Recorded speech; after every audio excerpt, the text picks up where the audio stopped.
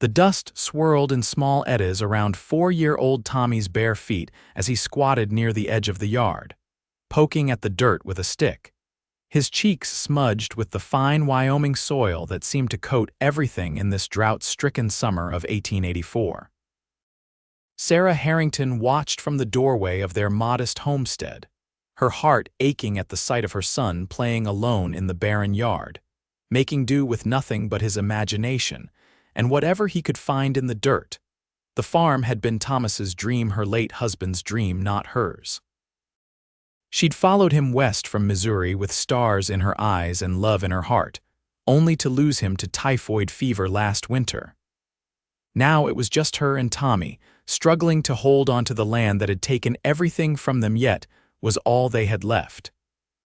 Sarah smoothed her apron, feeling the familiar hollow in her stomach that had nothing to do with hunger. Though there was that too. The garden was yielding little in this parched season and their stores were dwindling. Something would have to change, and soon.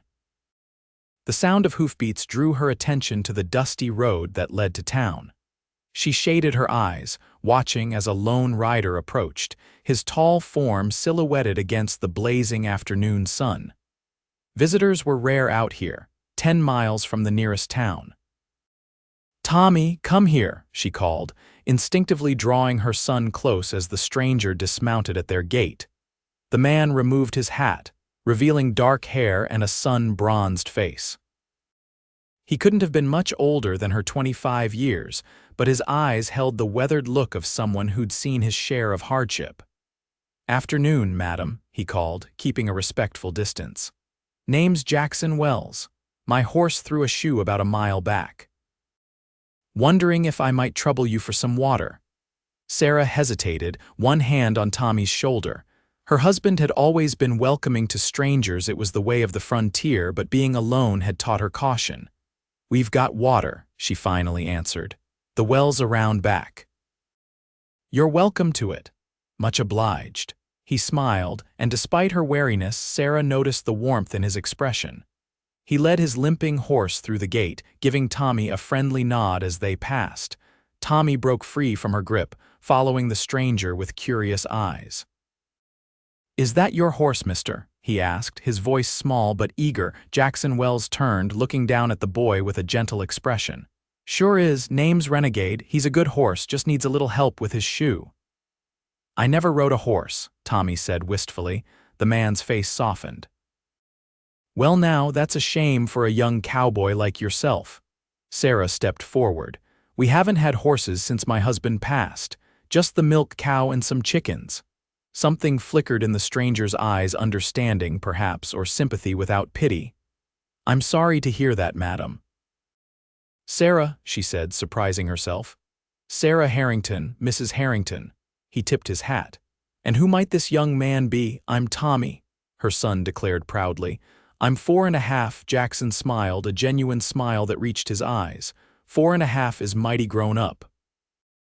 Sarah watched as her normally shy son beamed at the stranger. There was something about Jackson Wells that put her at ease despite her better judgment, perhaps the respectful way he kept his distance, or the kind attention he paid to Tommy. "The well's just there," she said, pointing. "Help yourself, I can spare some grain for your horse too." "That's mighty kind. I don't aim to be a burden." As he watered his horse, Sarah observed him from the porch. His clothes were worn but clean, his manner gentle with his animal. He didn't have the rough look of the drifters who sometimes passed through, nor the slick appearance of the snake oil salesmen and card sharps who plagued the towns. "What brings you to these parts, Mr. Wells?" she asked when he returned from tending his horse. "Jackson, please," he said. "I've taken work at the Triple R Ranch about 20 miles north. Was in town getting supplies." He gestured to his saddlebags. "Blacksmith there was too busy to see to Renegade, said he'd be a week backed up with all the ranch hands bringing in horses before the roundup." "Not much help to you now," Sarah said. Jackson shrugged. "I can walk him to the ranch, just need to take it slow." Tommy had edged closer to the horse, clearly fascinated. "Careful, Tommy," Sarah cautioned, but Jackson was already beside the boy, showing him how to approach the animal safely. Hold your hand out flat like this, he demonstrated. Let him smell you first. Sarah watched as her son followed the instructions, giggling when Renegade's soft muzzle tickled his palm. You're a natural, Jackson told Tommy, and the boy's face lit up with pride. The sun was beginning to dip toward the horizon. Sarah knew she should send this stranger on his way, but the thought of him walking 20 miles with a lame horse in the gathering darkness troubled her. Mr. Wells Jackson, she said, you're welcome to stay the night in our barn. It's not much, but it would be cruel to send you and your horse out this late. Surprise and gratitude crossed his face. That's very generous, Mrs. Harrington. I wouldn't want to impose. It's no imposition, and please call me Sarah. She paused. I was about to make supper. Nothing fancy, just beans and cornbread, but you're welcome to join us. The meal was simple, but Jackson ate with appreciation, complimenting Sarah's cooking in a way that made her cheeks warm. It had been so long since anyone but Tommy had sat at their table. The stranger shared tales of his travels that made Tommy's eyes grow wide, stories carefully chosen for young ears, but entertaining enough that Sarah found herself laughing for the first time in months. After supper, Jackson insisted on helping with the dishes, rolling up his sleeves to plunge his hands into the wash basin despite Sarah's protests. My ma would tan my hide if she knew I let a lady clean up after me, he said with a grin that made him look boyish despite the day's growth of beard on his jaw. Later, after Tommy had been tucked into bed, Sarah sat on the porch, enjoying the coolness of the evening. She was surprised when Jackson joined her, carrying something in his hands. Hope you don't mind, he said, settling on the step below her. Thought I might whittle a bit before turning in. In his hands were a small knife and a piece of wood he must have found in the barn. Not at all. Sarah watched as his capable hands began to shape the wood, curls falling to the porch floor. What are you making? Not sure yet, he admitted. Usually let the wood tell me. They sat in comfortable silence for a while, the only sounds the scrape of his knife and the night insects beginning their chorus. How long have you been alone? He finally asked, his voice gentle. Sarah stiffened slightly, then relaxed. Thomas, my husband, died in January. Typhoid. Jackson nodded, his hands never pausing in their work. It's not easy being on your own out here. No, she agreed. It's not. You thinking of going back east to family? Sarah sighed. There's nothing to go back to. My parents are gone. Thomas was all the family I had, and now there's just Tommy. She looked up at the star-filled sky. This land was everything to Thomas. I can't bear to let it go to make his death mean nothing. Jackson was quiet for a long moment. A piece of land isn't worth your life or your boy's future. His words stung, perhaps because they echoed her own doubts. We're managing. He didn't argue, just nodded and continued his carving. After a while, he said, I lost my wife 3 years ago, childbirth, baby too. Sarah's heart constricted. I'm sorry, been drifting since. Taking ranch work where I can find it, never staying too long. He looked up at her. Gets lonely. Their eyes met in the dim light, and something passed between them, a recognition of shared pain, of understanding what it meant to lose the future you'd planned. Sarah looked away first, suddenly aware of how long it had been since she'd sat with a man in the evening darkness, how vulnerable she felt. It's getting late, she said, rising. There are blankets in the chest in the barn if you need them. Jackson stood too, pocketing his knife and the half-formed carving. Thank you for your hospitality, Sarah. I'll be gone at first light. But he wasn't gone at first light.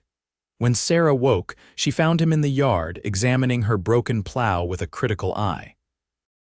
Tommy was already up, following the stranger like a shadow, peppering him with questions that Jackson answered with patient good humor. Hope you don't mind, he said when he saw her watching from the doorway. Thought I might take a look at some of your equipment while I'm here. By midday, he'd repaired not only the plow but also the leaky roof on the chicken coop and the broken hinge on the barn door. When Sarah tried to thank him, he waved away her gratitude. Least I can do for your hospitality, he said. Besides, I can't travel far with renegades hoof the way it is. Thought I might see if I can fashion a temporary shoe. He stayed a second night and a third. Each day brought new repairs to the neglected homestead, jobs that had been beyond Sarah's ability to manage alone. Each evening brought conversation on the porch, the two of them gradually sharing more of their stories as Tommy slept inside. On the fourth day, Sarah found Jackson in the barn, working intently on something he quickly covered when she entered. Secret project. She asked, setting down the lunch she'd brought him. He smiled a bit sheepishly. Sort of, for Tommy. Later that afternoon, she understood. Tommy's squeal of delight brought her running from the garden to find Jackson presenting her son with a wooden horse, carved from the piece he'd been whittling each night. It was simple but beautifully made, with a flowing mane and tail, mounted on rockers fashioned from bent barrel staves. "My very own horse," Tommy exclaimed, throwing his arms around Jackson's legs. The man looked startled by the boy's embrace, then deeply moved. He ruffled Tommy's hair. "Every cowboy needs a horse, partner." Sarah's eyes stung with tears. It had been so long since she'd seen her son this happy, this excited about anything. Jackson caught her gaze over Tommy's head, and the look in his eyes made her heart beat faster. That night, after Tommy had finally been persuaded to leave his new rocking horse and go to bed, Sarah and Jackson sat in their usual places on the porch. "You've made him so happy," she said softly.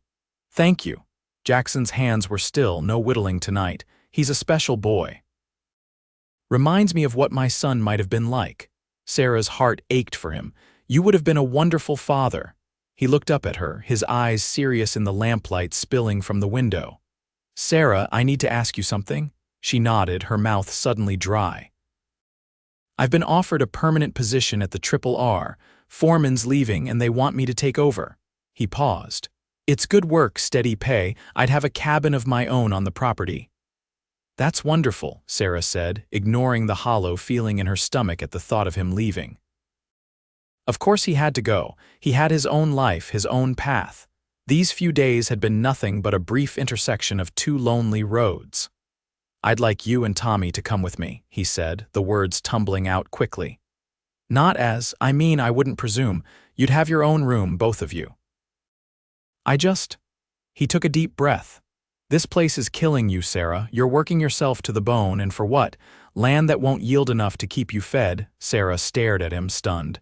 "You're asking us to live with you, as what? Your housekeepers." Jackson shook his head, looking frustrated. "No, that's not. I'm making a mess of this." He stood, pacing the small porch.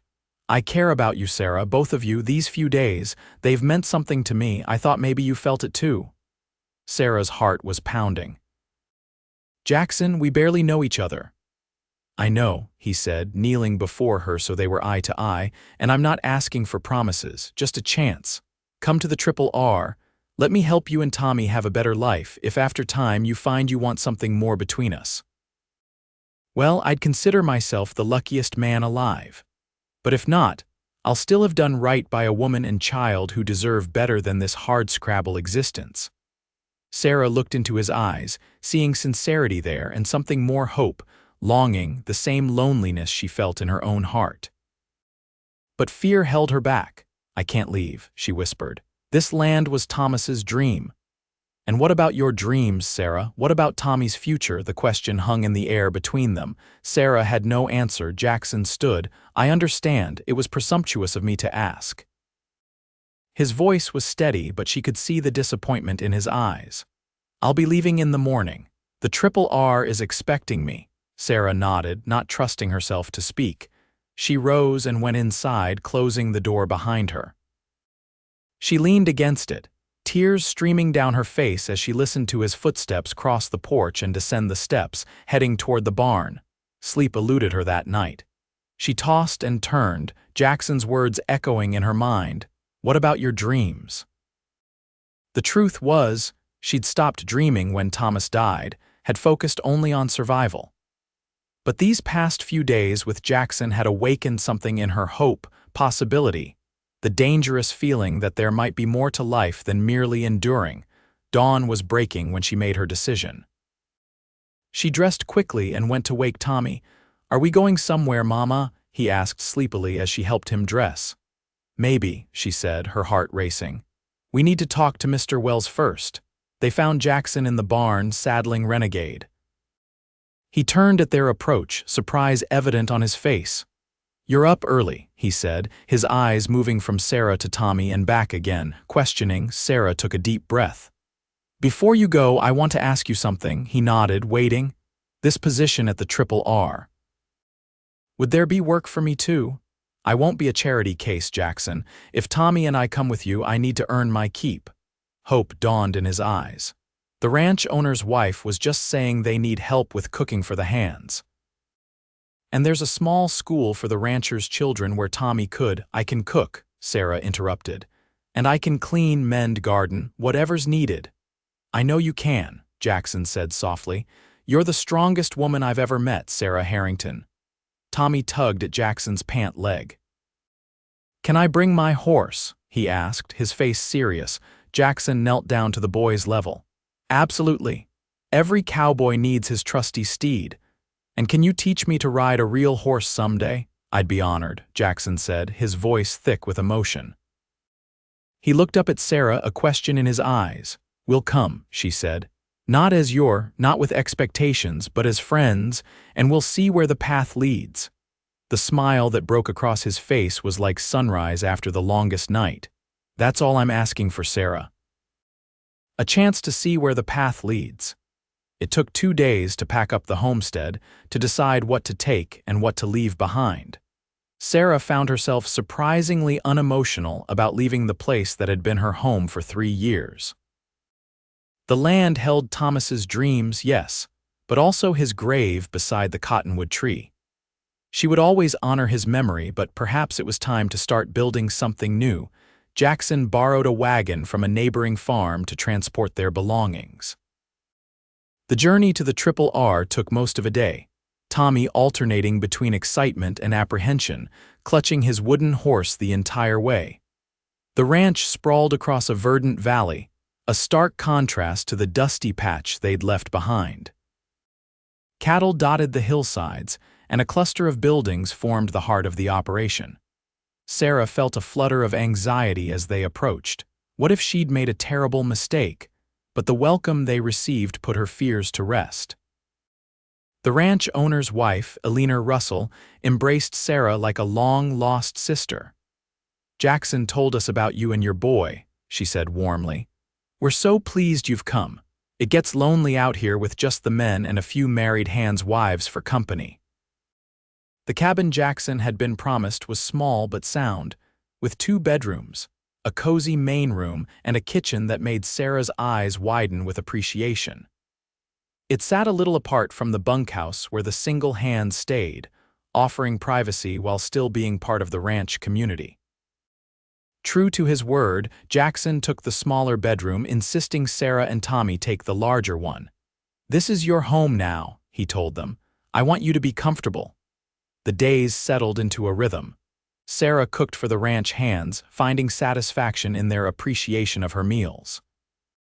Tommy thrived, playing with the other children and learning to ride on a gentle pony Jackson selected especially for him.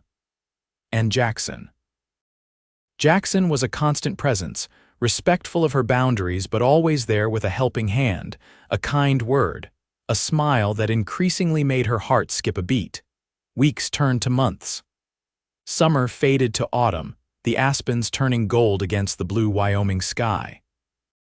Sarah found herself watching for Jackson at the end of each day, enjoying their conversations by the fire after Tommy was asleep.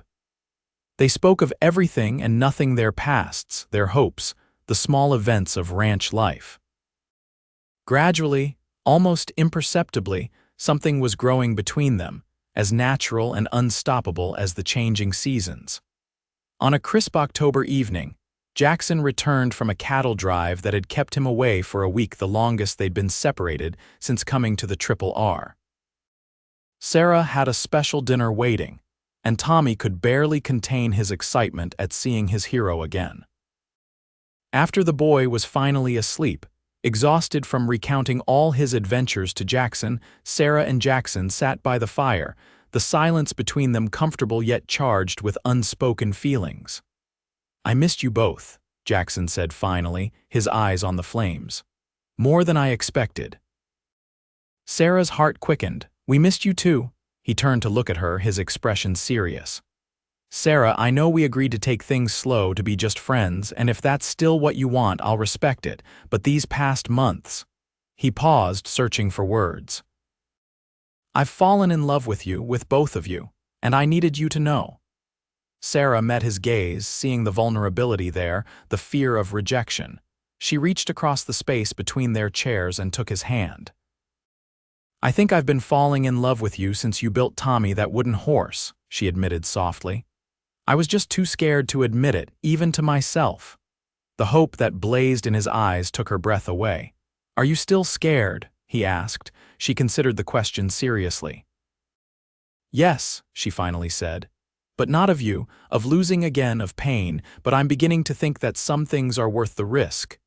Jackson rose from his chair, still holding her hand, and knelt before her. "Sarah Harrington, I can't promise there won't be pain in life. But I can promise that you won't face it alone, not as long as I draw a breath. I want to build a life with you and Tommy. I want to be a husband to you and a father to him if you'll have me." Tears filled Sarah's eyes. "Are you asking me to marry you, Jackson Wells?" "With all my heart," he said, his voice husky with emotion. Sarah touched his face, feeling the strength of his jaw, the warmth of his skin.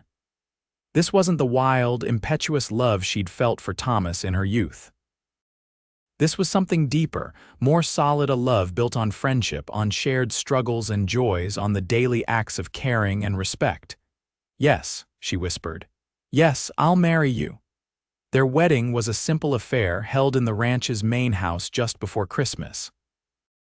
Tommy stood proudly at Jackson's side, his wooden horse displayed prominently among the gifts. The ranch community gathered to celebrate, and for the first time since Thomas's death, Sarah felt truly part of something again, not just surviving, but living. That night, after the celebrations were over, and Tommy was asleep in his new room, no longer sharing with his mother but still just across the hall, Sarah stood nervously in the doorway of what was now their bedroom. Jackson was waiting for her, his expression a mix of desire and tenderness that made her blush like a girl. "Are you sure?" he asked gently, understanding her hesitation. It had been nearly 2 years since she'd been with a man, since she'd been a wife in every sense. Sarah crossed the room to him, placing her hands on his chest, feeling his heart race beneath her fingers. "I'm sure," she said, and lifted her face for his kiss. Spring came early that year, bringing new growth to the ranch and new life to their family. Sarah's belly swelled with the child she and Jackson had created, a sister or brother for Tommy who would be born in the summer. The boy was thrilled at the prospect, already planning all the things he would teach the baby, including how to ride his wooden horse, which he had magnanimously declared the baby could use once it was old enough. "Are you happy?" Jackson asked one evening as they sat on the porch of their cabin, his arm around her shoulders, her head resting against him. Tommy was playing nearby, his wooden horse now part of an elaborate game involving his collection of carved animals that Jackson had made for him over the winter months. Sarah considered the question, her hand resting on her rounded belly where their child grew. She thought of the dusty homestead they'd left behind, of the lonely days and fearful nights. She thought of the moment Jackson had ridden into their lives, of the wooden horse that had been the first sign of his caring heart. She thought of the journey they'd taken, not just the physical one to the Triple R, but the emotional one from grief to hope, from solitude to love.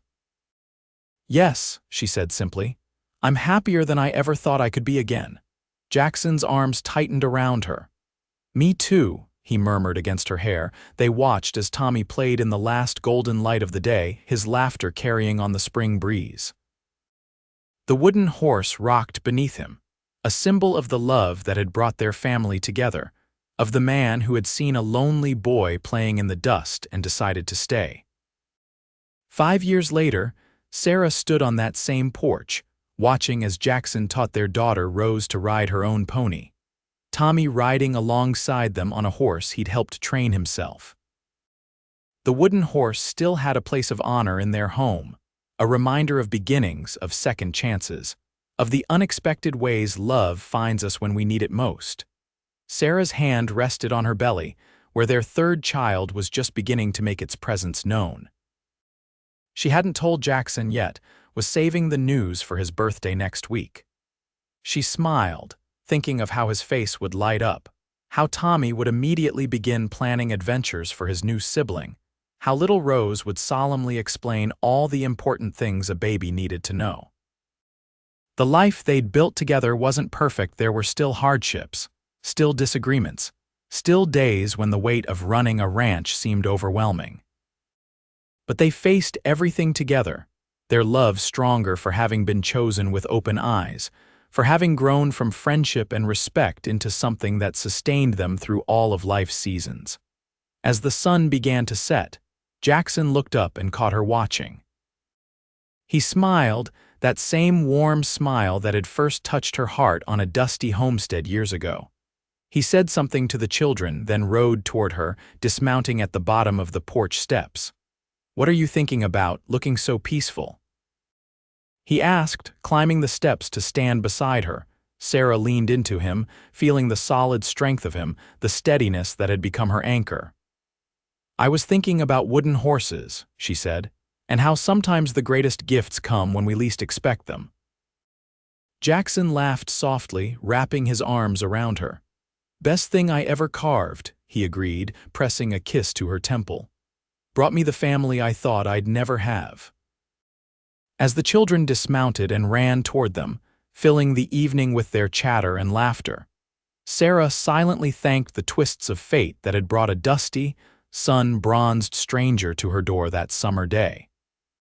Who could have known that from such simple beginnings, a boy playing in the dust, a wooden horse, a tentative invitation to stay would grow this rich, full life, this enduring love? "Thank you," she whispered to Jackson as their children bounded up the steps. He didn't need to ask what for. The look they shared held the understanding of two people who had walked through darkness and found light together, who had taken a chance on love and discovered it was stronger than grief, than fear, than all the dust storms life could throw their way. "No," he said softly. "Thank you for saying yes." And in that moment, with the Wyoming sunset painting the sky in shades of promise, Sarah knew that some dreams, even ones we don't know we have, are worth waiting for, worth risking everything to claim. Her little boy had played in dust. A cowboy had built him a wooden horse and asked to stay. And from those humble beginnings had grown a love story as vast and enduring as the western sky.